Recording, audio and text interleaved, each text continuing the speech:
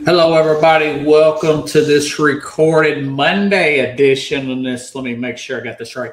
13th day.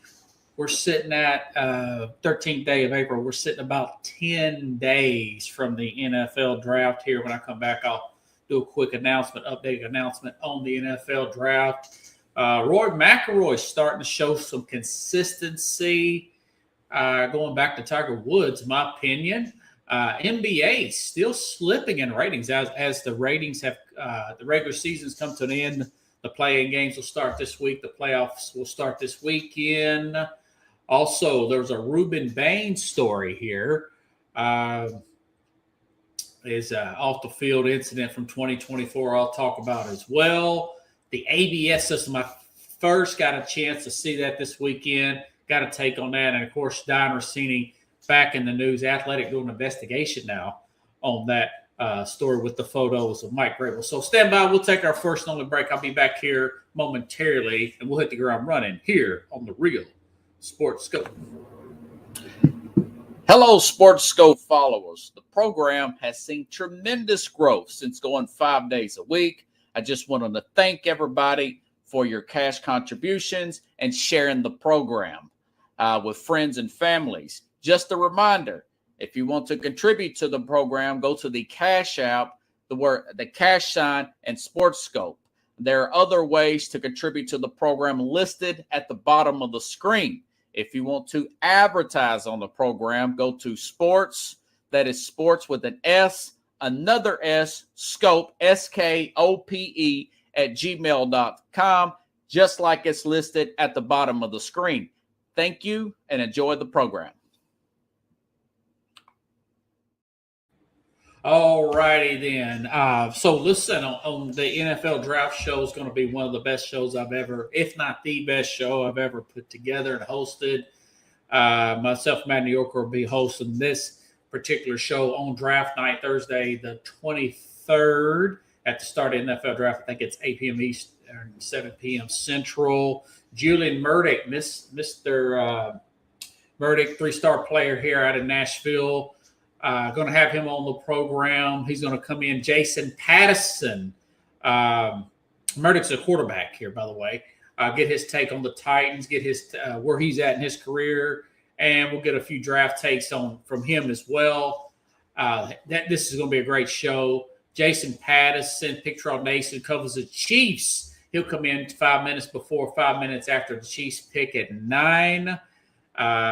So those are the guests locked in. Of course, Coach Kevin Carroll, who's been on the program before, will be in before Tennessee picks at 4 and after they pick, a few minutes after they pick. So looking at possibly adding a few more guests. If I can squeeze them in, we're going to stay the whole first round. So check that out. I'm going to try to promote that more as we get closer to the NFL draft. I'm really excited about that, folks. Okay, now, all right. There is Roy McIlroy. Listen, I remember when he won back. He went on a little bit of a tear back in 2014.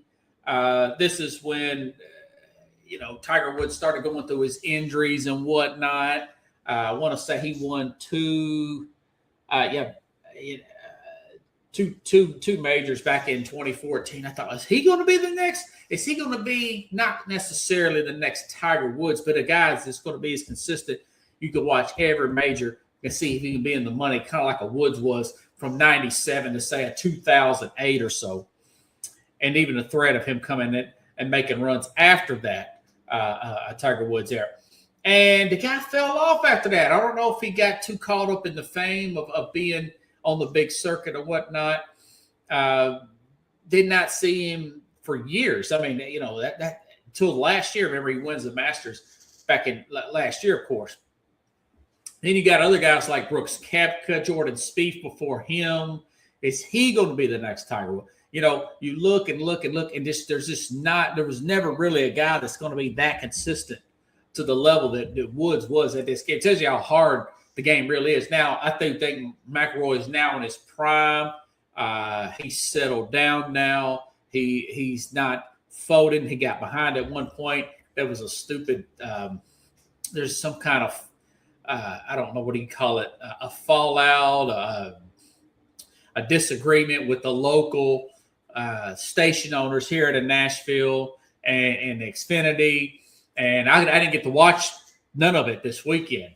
Really ticked me off. I followed a little bit on the phone. I'm not a huge golf guy anyways. But either way, the guy comes back. He wins late and has got 2 in a row. I'm going to say the 4th ever to do that, to win back-to-back. Very difficult to do so. Kudos to him. Let's see if that we can start seeing some more consistency out of these modern golfers post-Tiger Woods era. I doubt it, but he's getting a little closer. This dude, and he's been playing well. He's finished strong in some other tournaments leading up to this. I've seen that as well. So, anyways, kudos to him. That was my big observation from that. Okay. And the NBA, listen.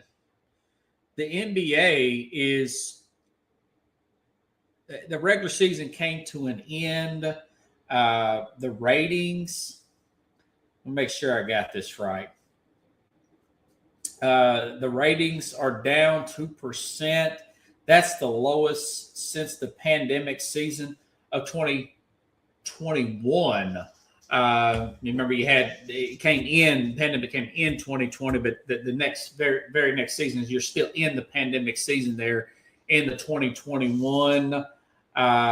This is the most criticism that I've heard of the NBA since I've been really following. Now, I know in the early to mid 80s, up to the mid 80s, I want to say that the NBA used to be on tape delay. The ratings were so bad. Then you had the Bird Magic thing, Celtics, Lakers. That kind of got the NBA back on track. They started putting the games live again in the playoffs. So, yeah, they were having it on tape delay. Unbelievable. But they used to be on tape delay. And now, since the season, it's the least I've ever watched of it. I haven't given up on the NBA, although it does. My interest seems to deteriorate a little bit more as the year goes on, especially with tanking, low management, the commissioner not doing anything about political venting and ranting and stuff, and it's just a lot of too many threes. I mean, it's just a lot of stuff in there, But this is the most criticism I've ever heard of it. Also, there was a report out that their salary cap will be about $1 million off, less than projection because of this lack of local revenue.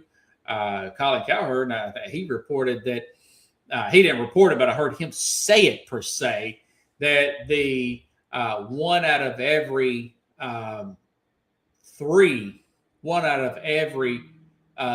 marquee games, a star player misses as far as like national TV game and whatnot. So you're at 33%, so it's just the lack of not care, lack of accountability to organizations, lack of accountability to players. Now that's changing, the 65 game thing. The players are really pushing themselves to get through that. But it's still they still got some work to do in the NBA. I do think, and I said this before with Matt New York, I want to say over the past few weeks, that guys like Victor Wembanyama really care about winning. I think this is his first playoff. Him and a strong rival with the OKC Thunder, and still a pretty good fighting. Denver's got a good chance to win this thing this year, by the way. They're getting hot at the right time. They're the best they've been in a while.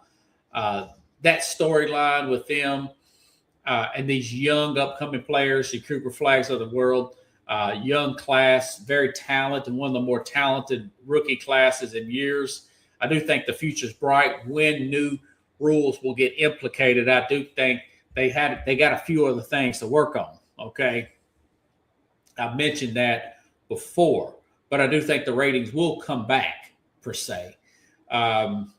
Even if they got to fire the commissioner, I don't know if they'll do that, the owners, but I'm starting to see now the bottom line's starting to hurt because of the salary cap. So we're starting to see some decline there in the ratings. Like I said, lowest since 2021. The problems, you've got Barkley on a big platform there. Your Stephen A. Smith, big platform, both really coming out hard against the NBA. And usually the sycophant guys that are always, hey, NBA's never wrong, they're starting to come out against it. And now you're starting to see the bottom line hurt. So I do think, like at baseball, which I consider dead for years, there was like 15 years. I mean, I just didn't watch that much baseball. This weekend, I did, did get a chance to see a whole game all the way through. Boston and one of the St. Louis games, I want to say they played the Fox on Saturday, per se. But as far as the NBA is concerned, I mean, these playoffs, I will watch the playoffs here. The ratings will take a hit. They will take a bump, obviously, the playoffs. But, the Denver-Minnesota series would be a good one. Minnesota's always seemed not to have the better record, but they always seem to get the better the last few times they played in the playoffs of the Nuggets. I think the Nuggets are a better team this year. I do think they'll beat them, but, man, that'll be a good one. Can the Knicks get back to the finals? What will Wembanyama look like in his first NBA playoff there? Can the OKC Thunder repeat? That's a storyline. Can the Knicks get back? Can the Knicks actually get back to the finals? First time, I want to say, since 1999 when they lost to the Spurs that year. If they get back to the finals, they match up really well. I mentioned that before with the San Antonio Spurs, are 3-1. This was supposed to be a write-off season with Jason Tatum's injury with Boston. But, hey, listen, he's healthy now. And Jaylen Brown played at MVP level. We'll see who wins this MVP to really get them in motion now. We'll see how Boston finishes. Kate, to get it back and let people know, hey, listen, we won a few years ago. We want to win again. Let's see how that's going to be an interesting storyline. We'll definitely talk it in here in the playoffs. And I do have some faith that things will come back in the regular season. Okay, now, speaking, let's go with, I mentioned the ABS system here. Baseball has went with, they put the pitch clock in, was huge. They've eliminated shifting. The games are much, much faster pace. I still say that they should start the season earlier, and get more credible games, more sense of urgency games in the month of July and August. Get the playoffs done before football really gets going. I know it'll overlap some around Labor Day and everything, but the World Series shouldn't be in October, November. The weather starts changing again. It's too long. But that being said, man, this ABS thing is really cool. I like the way it's set up here. It's quick. This is something the NFL should take notice. I did record this after watching a little bit of game on Saturday between the Red Sox and the Cardinals. Watch it. Okay, folks, watch how quickly these ABS challenges come in. This is nothing like an NFL challenge. Think here. After going 0-2, he's thinking in. See if he goes away. Goes right back in. And he hits the ball strike, although Briez wants another first-inning challenge. This one's worth the challenge mainly because it ends the inning versus it keeps the inning alive, which is good. Coming with 2 challenges, you get to retain the challenge if it is correct. You only get 2 opportunities to get it wrong in a game, and so far 2 for 2 with the Cardinals. It's like 30 seconds. Yeah, the whole clip there was 47 seconds. You get 2 challenges. You retain 1 if it's correct. That whole clip was 40-something seconds. It was really about 30 seconds if you just look at the challenge and the fact they gave. Could you put this in for NFL being a catch? Yes, the NFL money is not an object. They could definitely get more cameras. Was the guy's knee down? The average NFL challenge is 2 to 4 minutes, sometimes 3 to 4, and in some of these plays it can go up to 10 minutes. I've seen it. What feels like 10 minutes in 4 minutes in TV time is huge. We don't need all that.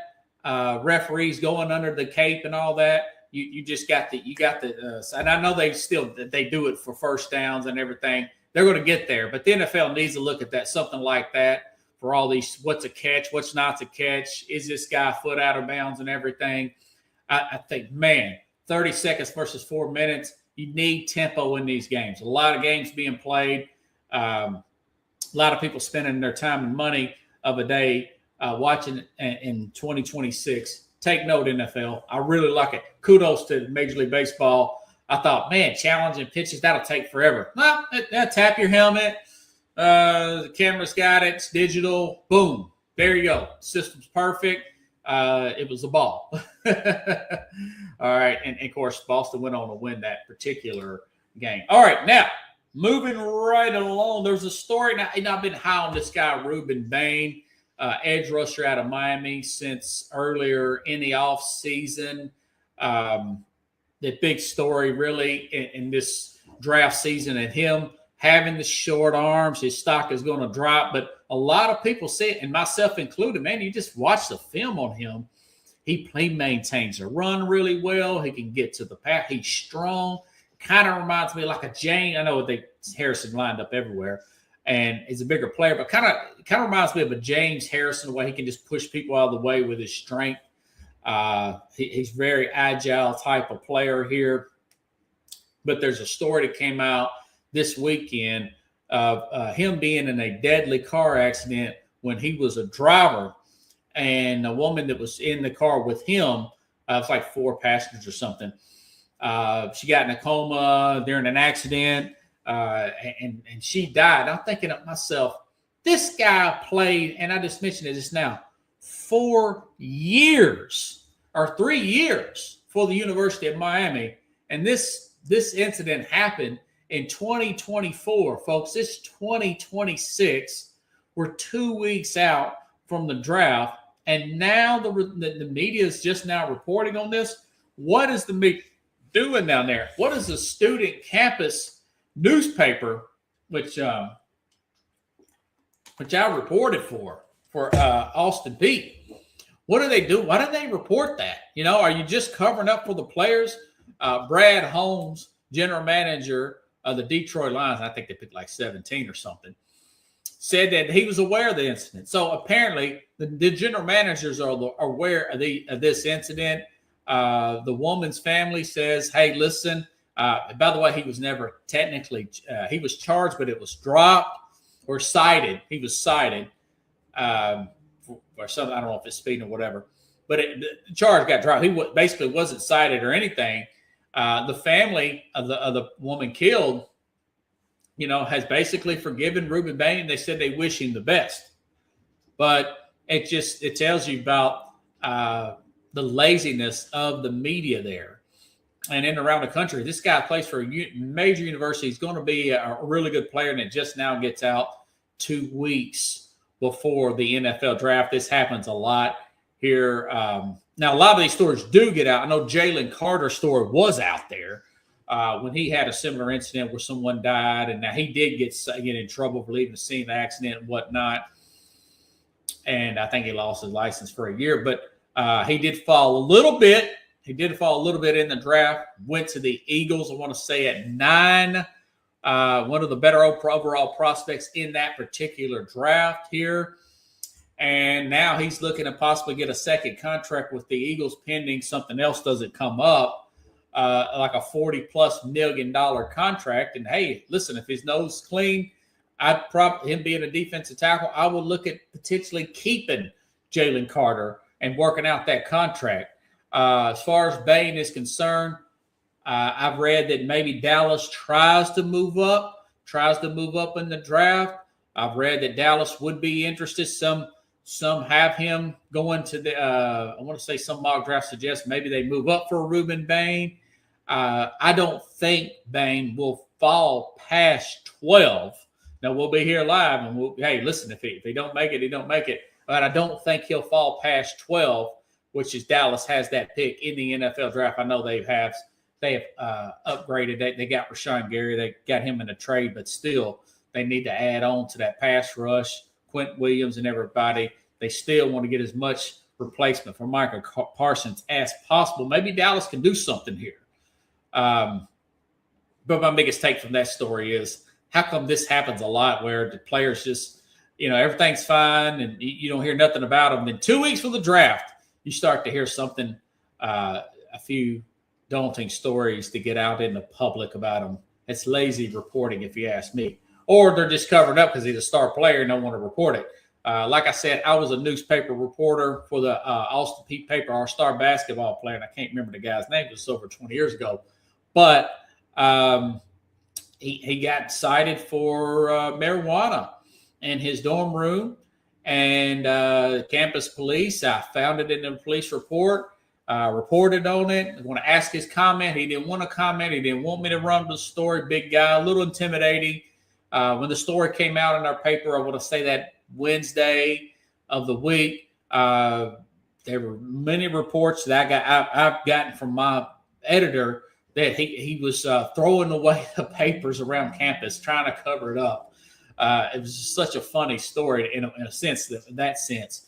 The city newspaper of Clarksville picks up on it. They run the story. Then the state, the big paper, the Tennessean, runs a little bit blurb on the story just because of my just doing a little bit of footwork. But there was some pressure on me from him not to report that story. And quite frankly, he was a star player, but I had to do my job. I'm a hustler. I'm out here doing my job, man. I'm not a PR guy.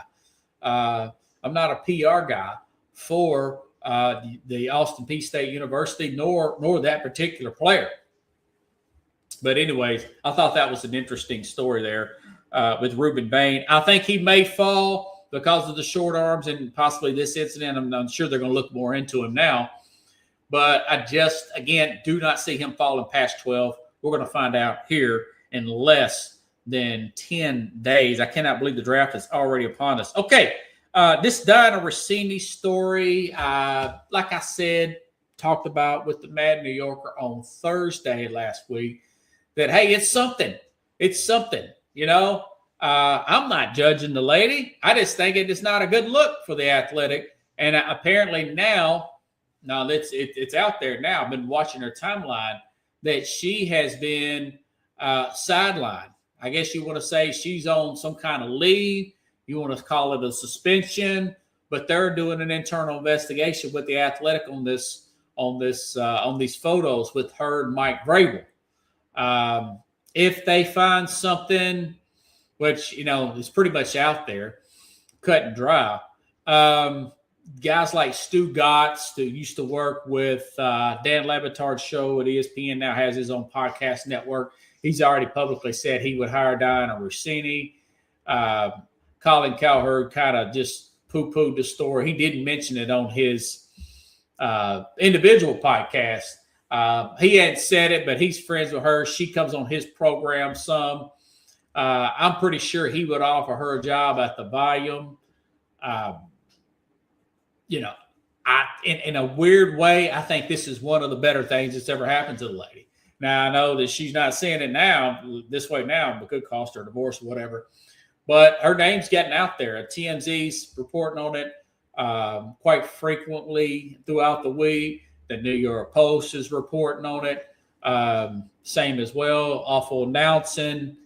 She's getting her name out there. It's really starting to bounce around. Whether it's good press or bad press, she's getting more known out here. I don't think she'll be out of a job. I think somebody will give her a gig if the Athletic even lets her go for something like this. I'm curious to how to see the Athletic, which is owned by the New York Times. Of course, they've also reported on it. See how this plays out. I hope the best for her. I hope she learns a lesson from it. We all learn a lesson from it. Got to be professional there. Let's see how it plays out. Me personally, not really judging. We'll see what happens. But again, it's just not a good look. It's a bad PR look there. They'll both be married and whatnot. And, have the Patriots said anything? No, not yet. Has anything come out about Mike Vrabel? I don't think so. But we'll see. We'll see about him and his personal life, Like I said, I really didn't care about this story, but there's so much interest. It'd be foolish for me not to comment on it because I know a lot of the mainstream media is not really they're not going to do panels for Fox or ESPN on it, but a lot of the podcasters are going to talk about it, per se. So anyways, that's this morning update. Hopefully I'll be back here Thursday with the Mad New Yorker. Listen, folks, I'm still working out some kinks in my schedule. Want to get back to doing the program more often during the week. Miss doing the program. Still doing some shuffling here with my schedule, but things are going to get better. People ask me, when are you going to be on the radio? Yeah, I do have, been working with an agent. We'll see how that plays out, buying some time on the radio. But at some point this year, we'll be on the radio sooner than later. And I'm looking forward to that opportunity as well, folks. So I'm going to be doing some new commercials, do some more marketing for the program. This program is going to be on its feet and better than ever. So, folks, stay tuned. And if you like the show, share the show. This will be, like I've said in the past, the most influential sports talk show in America. And I'm just now getting it out there, getting on my feet to do so and push it forward. So please follow, subscribe to the YouTube channel if you haven't already. Thank you to all my Uber riders who are doing so, former co-workers, friends, old family that haven't saw in a while. Make sure to do that if you like the show, folks. So have a good week here Monday, and I'll be back here live on Thursday here with the Mad New Yorker here on the Real